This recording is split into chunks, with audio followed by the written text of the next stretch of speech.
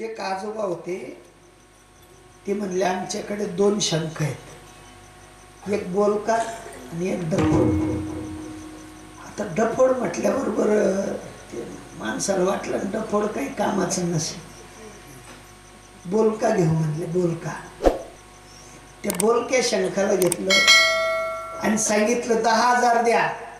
तो बोलका शंख म्हणला 10 काय घेता, 20 घ्या. कोण होता? पण डफोड शंख होता ना, तो मागितल्या बरोबर पटापटा पैसे टाकायचा. पण आम्हाला काय झालं, बोलका गोड वाटतो, डफोड काही कामाचा नाही. विठाला विठाला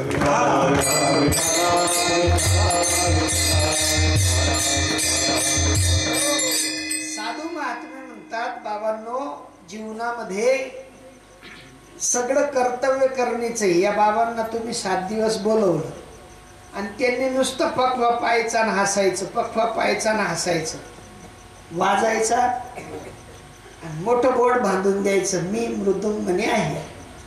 तुम्ही खुश व्हाल का? पण वाजवल्यावर लेकर लई कुदले ना. करणीचा परिणाम आहे. बिना करणीने कुठलंही कार्य सिद्धीकडे जात नाही. तद्वत या ठिकाणी सुद्धा साधू महात्मे म्हणतात, परमार्थ सुद्धा बोलावारी नाही, परमार्थ सुद्धा करणीचा आहे. आणि ज्यांनी ज्यांनी करणीचा परमार्थ केला त्यांच्या नावाला मात्र आजही अमरत्व आहे. नारदांनी परमार्थ केला, करणीय नाव आहे का गेलं? सुख परमार्थ केला, नाव सनकादिक ऋषी, व्यास महर्षी, पराशर ऋषी, वशिष्ठ मुनी, वाल्मिकजी, असतील नसतील तेवढे 18 पगड जातीतले साधू ज्यांनी करणीय परमार्थ केला त्यांचं नाव मिटलेलं नाही, मिटणार नाही आणि मिटत नाही. मग आता तुम्हा आपल्याला वाटावं की नाही आमचं बी कुठेतरी नाव राहावं? वाटतं किती जणांना? सगळ्यांना वाटतं, पण करणीय सूत्रात बसत नाही. सोपी गोष्ट आहे, अजून सोपं करून सांगतो. एका खेडेगावामध्ये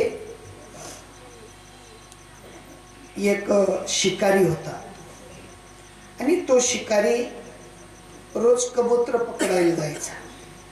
काय पकडायला जायचा? रोज कबूतर पकडायला जायचा आणि रोज शिकार करून आणायचा. पण एका साधू पुरुषाने विचार केला की आपण एखाद्या कबुतराला हुशार करावं आणि कबूतर हुशार झालं म्हणजे दुसऱ्याला जाणलं. मग त्या शिकाऱ्याकडनं एक कबूतर त्या सज्जन पुरुषाने मागितलं आणि सांगितलं की बाबा मला एक कबुतराची गरज आहे, मला देतो का? त्या शिकाऱ्याने सांगितलं की पैसे द्या आणि कबूतर घ्या. कबूतर घेतलं आणि त्या कबूतराला मात्र शिकवण चालू केली. रोज एकच धडा शिकवला, शिकारी आएगा, दाना डालेगा, जाल बिछाएगा, फंसने का. शिकारी दाना जाल बिछाएगा, फंसने का. रोजचा धडा शिकून शिकून शिकून शिकून त्या कबुतराला इतकं प्रवीण केलं की त्याला दुसरी बोली बोलता येत आणि त्याला प्रवीण केल्यानंतर सगळ्या त्या थव्यामध्ये परत सोडून दिला. परिणाम काय झाला? एखादा व्यक्ती अमेरिका तुमच्या आहेरवाडीतनं जावा आणि त्याने 5-7 वर्षानंतर परत यावं. परत आल्यानंतर तुमची आपली पायाची भावना बदलते का राहते? आपण म्हणतो तू कसं बोलतो तिथे, तो म्हणतो थँक्यू विचारल्याबद्दल. आनंद वाटतो ना आपल्यालाही की तू तिकडून काहीतरी नवीन शिकून आला. तसं ते कबूतर आपल्यातनं गेलेलं आणि 4-6 महिन्यानंतर परत आलं. आणि मग त्या परत आलेल्या कबुतराला सर्वांनी विचारलं तू कुठे होता? ते म्हणलं ते विचारू नका, मी जी शिकून आलो ते तुम्ही शिका. आता सगळ्या कबुतरांना शिकवलं. काय शिकवलं? शिकारी दाना जाल फसने का. सगळ्यांना बोली सुचली ती. फक्त आपल्याला एकच माहिती आहे की एखाद्याने इंग्रजी शब्द बोलावा आणि तो आम्ही कॅच. तद्वत त्या सगळ्या कबुतरांची मात्र स्थिती झाली. सगळ्यांनी विचार केला की हा काहीतरी नवीन शिकून आला, ते आपल्याला शिकल्या वाचून चालणार. सगळे शिकले. आता तो जो शिकारी होता त्या शिकाऱ्याने मात्र रोजच्या नियमाप्रमाणे सुरुवात केली. शिकारीसाठी निघाला आणि शिकार करण्यासाठी जात असताना त्याला ध्वनी ऐकायला आला. काय? शिकारी दाना जाल फसने का. ते शिकारी म्हणलं काय हुशार झाले बुवा, मला पहिल्या म्हणायला लागले शिकारी आएगा दाना डालेगा जाल बिछाएगा फसने का. ते म्हणलं आजचा आपला फेरा बाहेर गेला. परत आला हिरमुसल्या तोंडानं परत आला.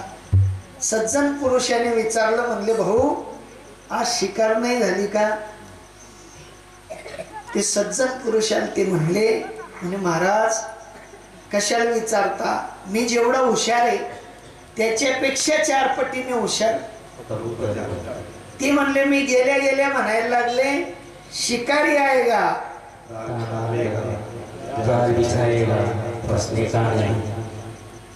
मी एवढं त्यांना कसं काय ज्ञान झालं मला कळत नाही. म्हणले भाऊ तू प्रयत्न केला दाणे टाकले का? म्हणले नाही. आता ते हुशार झाल्यावर मी कसं काय दाणे टाकले? म्हणे जसा आला तसा परत जा आणि दाणे टाकून पाय. आता त्यांचा धडा चालू होता का बंद होता? धडा चालू होता. शिकारी आएगा दाना डालेगा जाल बिछाएगा फसने का. परत त्याने टाकले दाणे. दाणे चरायला लागले. दाणे चरता चरताही धडा हा शिकारी आएगा दाना डालेगा जाल बिछाएगा फसने का. जाळं टाकलं, जाळ्यात अटकले तरी धडा बंद. जाळ्यातून घरी न्यायच्या तयारीत तरी धडा. आमचंही तसंच आहे कबुतरांवाणी. आम्ही रोजच्या शिकारीत दाणेही खातो, जाळ्यातही पडतो, पण जाळ आटकून सुद्धा जाळ्यातनं तो धडा बंद करत. त्या धड्याने फायदा होणार. बोलते मगर करते. शिकारी आएगा म्हणतायत, दाना डालेगा म्हणतायत, जाल बिछाएगा म्हणतायत, पण अटकायचं काही सोडत अटकणं. साधू महात्मे म्हणतात की बाबा बोलण्यावारी परमार्थ नाही, बोलण्यावारी सुटका होणार नाही. कारण संतांचा उपक्रम आहे. संत महात्मे म्हणतात की आम्ही ज्याप्रमाणे तरले तरती हा भरवसा नामधारकाचा ठसा.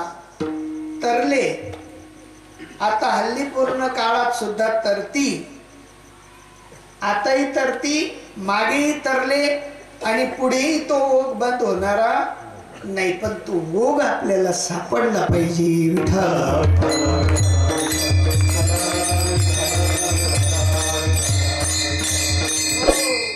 ओघ सापडल्या वाचून काही फायदा होणार नाही. ओघ सापडावा तेवढ्यासाठी तुम्हा आपल्याला जावं लागेल.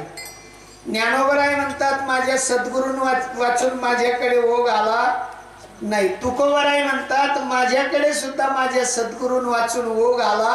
सद्गुरु वाचोनी सापडे ना सोय, सद्गुरु वाचोनी सापडे ना सोय, सद्गुरु वाचोनी सापडे ना सोय, सद्गुरु वाचोनी सापडे ना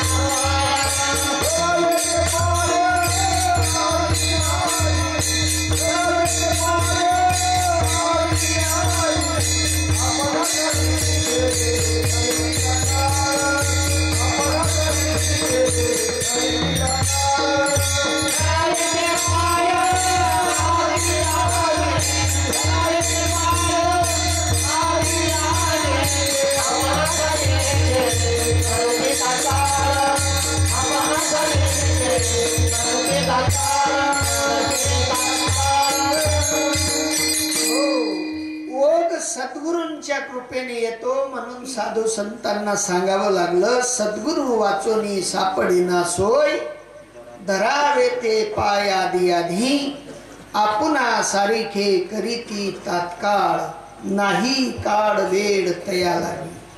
काळही लागत नाही आणि वेळही लागत नाही. एखाद्या श्रीमंत पुरुषाने एखाद्या सामान्य जीवाला दत्तक घ्यावं, दत्तक पत्र करावं आणि आपल्या मांडीवर बसवावं.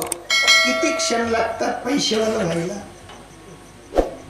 लगेच, काही काळ वेळ लागत नाही. तद्वत साधू महात्मे सांगतात की आमच्याकडे तीच रीत आहे आणि त्या रीतीचं ज्या ज्या जीवांनी अवलोकन केलं त्यांच्याकरिता पुन्हा सारिखे करीती तात्काळ, नाही काळ वेळ तया लागी.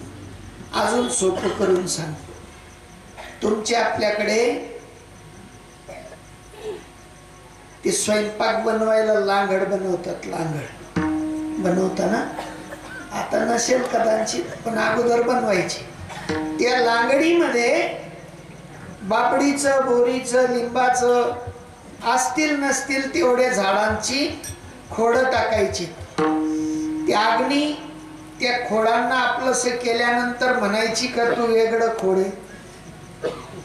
म्हणत नव्हती. कारण ज्या अर्थी अग्नीमध्ये एखादं सूत्र जावं आणि ते अग्नी स्वरूप व्हावं, तद्वत या ठिकाणी सुद्धा साधू सूत्रामध्ये जो जीव बांधला जावा तो साधू झाल्या वाचून राहत नाही. विठ्ठल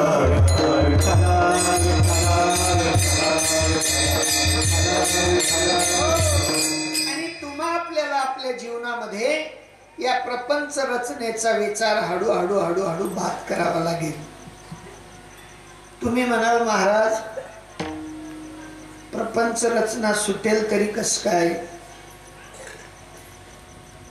सोडायला कोणत्याही महापुरुषांनी सांगितलेलं नाही. अर्जुनाला महायुद्ध करत असताना सांगितलं, त्यांना सोडायला सांगितलं का करायला सांगितलं? करायला सांगितलं. त्यांची सूत्रबद्धता सांगताना ज्ञानोबराय म्हणतात, बोधी येले रणी, बोधी येले रणी, रणात बोध केला आणि रणात बोध करून देऊन या समाधी सवेची घातले महायुद्धे. काय केलं? महायुद्धात परत टाकलं का काढून घेतलं? असा एकही साधू या भारतवर्षामध्ये झालेला नाही की त्या साधूने घर परिवार त्यागून साधुता अंगीकारली आहे. कोणी? सर्वात मोठा जर साधू झाला असेल आपल्या भारतवर्षामध्ये तर विदेहराज जनक. आणि त्यांच्या एवढी साधुता तुम्हा आपल्याला अंगीकारता येत नाही असं आमचं म्हणणं आहे. पण ती साधुता आजही जशी ते तशी अंगीकारता येते आणि ती साधुता अंगीकारण्यासाठी या ठिकाणी भागवत आहे. भागवताचा अर्थ म्हणजे कहाण्या, गप्पा, गोष्टी हे सांगून टाइमपास करणं, तुमचं मनोरंजन करणं कीर्तनकारांनी येणं, हसवणं, रडवणं एवढ्यासाठी नाही. जर तेवढ्यासाठी राहिलं असतं तर त्यांनी 5000 वर्षापूर्वी झालेलं सर्वच्या सर्व तुमच्या आपल्यासाठी विवेक सूत्र मांडून ठेवलं. आपण विवेकी आहोत, आपल्यामध्ये विवेक आहे.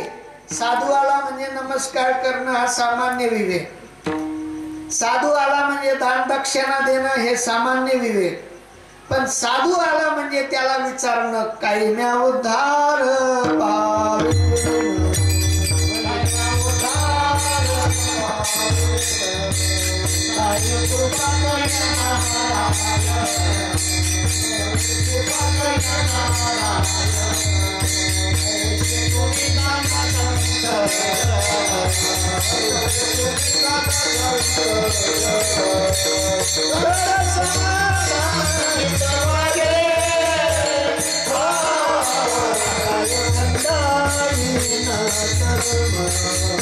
काय पारू शकल धर्मा धर्म